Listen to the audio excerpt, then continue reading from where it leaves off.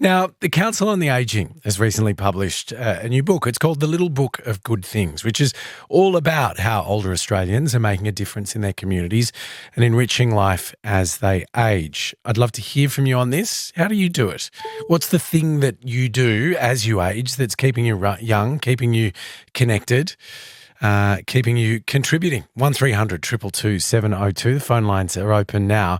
Goha Yazdabadi is the Chief Executive of the Council on the Ageing, and she's here this morning. Very good morning to you. Good morning to you, Hamish. So tell us first about the book. We're going to get to some of the examples, and I do want to hear from listeners. If you are thinking about this and want to contribute, 1300 222 702. What's in the book?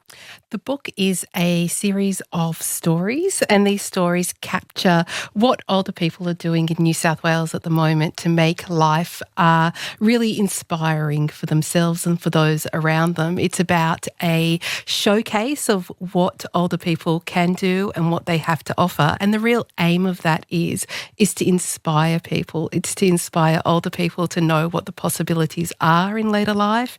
It's about inspiring government to see older people as people who are valuable and people who need to be considered in policy decision making. And it's also about inspiring corporations and community in general in understanding the value that later life brings on for people, and the value that people have to give back to the community, and the value that they have to give to everybody, really. And is part of it knowing what options are available? Absolutely. It's about really reversing this narrative that ageing or the later stages of life is all about stagnation, and that's not what it's about. There's so much opportunity out there to learn new things, to do new things. It can really be a time of renewal for people and for getting back in touch with who they are and who their community is. Can you give me an example of what's included in the book? What sort of incredible things are people doing in this state? Absolutely. So I think there's a common theme in this, and that's about people taking a bit of adversity and turning that around. And a really great example of that is Bill.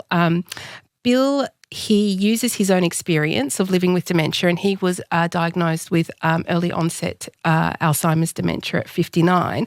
And he took this experience, and instead of accepting the stagnation, he said, well, what can I do with this diagnosis?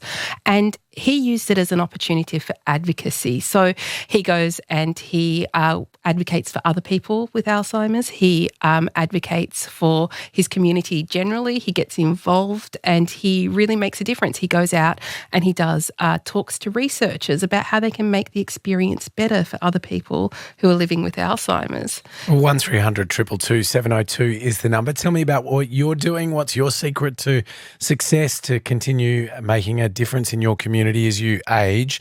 Penny's called in from Richmond. Tell me about what you're seeing where you are. Oh, hi, Hamish. Look, I run a disability workplace, but it's a plant nursery. So we have a really high contingency of amazing volunteers that we couldn't do our job without. But a lot of them are in their 70s or even into their 80s.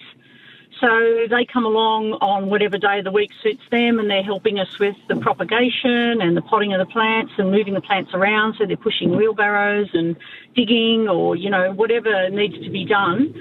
They spend the day with us, volunteering their time and helping us out, producing plants for the disability, alongside the disability clients. So it's they're amazing. They're absolutely amazing, and they're tough. And do you think that, do you see the difference that this is making for them? I do. I think some of them are widowed or, living alone. So it's a real social benefit to them because they get to come into our nursery. We're open to the public, so we have people with small children and we have a lot of our disability clients there as well. So they're working alongside people with disability and helping us, help them have a good day. So I think it's good for everybody. Socially, I think it's really beneficial, and physically, it's keeping them pretty fit. Yeah, it's good. All right. And Thanks. Penny, would you say that it's also giving them purpose, something to do? Yeah, absolutely. I mean, some of them are 2 days a week on a regular kind of basis, and they just know that, Tuesday, Wednesday, oh no, I'm at the secret garden. I can't do anything else, but I'm at the secret garden. So their families know that, and I think it does. I think it gets them up and gets them moving, on those days. Thank you very much for your call this morning, Penny. Gohar Yazdabadi is here from the Council on the Ageing. We're talking about what you do to continue keeping it fresh as you age, continue to contribute, keep fit and healthy like Alf, who's doing a triathlon. Lara's here from Epping. Very good morning. Tell me about your dad, please. Yes, hello. I've got an amazing father. He's 77 and still skiing. Loves it. Keeps himself fit, I think, just to ski. And we just booked a trip to Japan next year, and he called some travel insurance companies to see if they would cover a 77-year-old for skiing, and he found that there's very few who do. They all said no, so he's ended up going with his health insurance provider at a very high cost. But, one of them said to him, look, I think you should think about cruising instead, which was very ageist. But I suppose that does happen though, doesn't it? Yeah. Oh, I guess that's the demographic. Cruising is what they expect, and they don't expect a 77-year-old to be skiing. So to be doing that, yeah. Yeah. Look, thank you very much for your call, Lara. I mean, that is a real thing, isn't it, Gohar? Ageism is a huge problem that we see. We've actually recently done a report into ageism. It's coming out soon, and I'd love to come back and talk to you once the report is out, Hamish. But just on top line, we found that more than 60% of people found that they're treated differently because of their age. And that really is not helpful when people are looking for value in who they are and what they have to contribute to society. When you're continuously being given a narrative that you have less value, which is what I think is so great about the Little Book of Good Things. Is that, though, I mean, the scenario we're describing there with insurance, is that not necessarily someone with an attitude or just a system that is, essentially creating a scenario in which it's harder to do things when you're older? Absolutely. It's part of a much wider system, and we've actually recently put in a submission on the anti-discrimination legislation in New South Wales asking for the government to rethink those kinds of exemptions from ageism, be it in the banking sector where we're looking at financing, be it to the insurance sector, because when you hear these sorts of things, when you call up for insurance, it doesn't help older people in feeling valued by society. I suppose for some people it's not easy to start something new.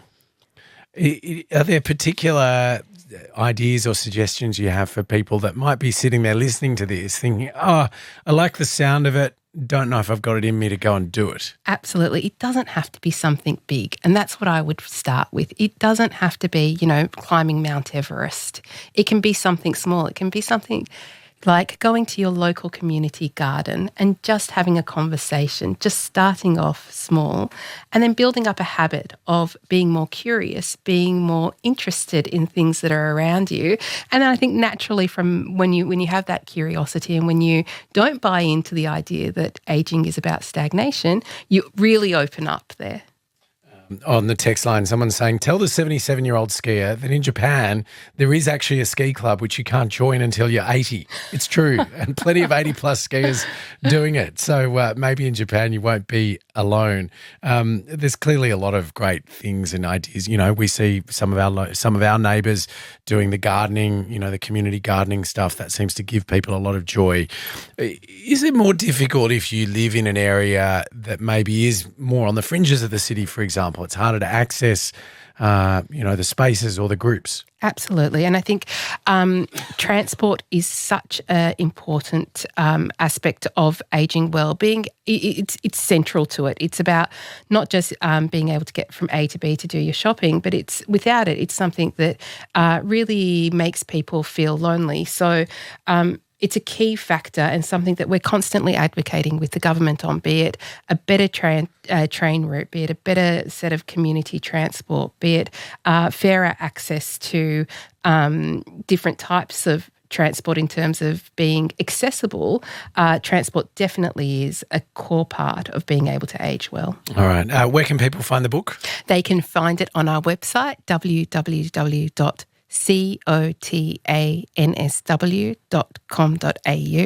Gohar, I should say, from the Council of the Ageing New South Wales, which is slightly different to Council of the Ageing Australia. We got there in the end. Gohar, thank you very much. It's lovely to see you. Thanks so much. News headlines in a moment. After that...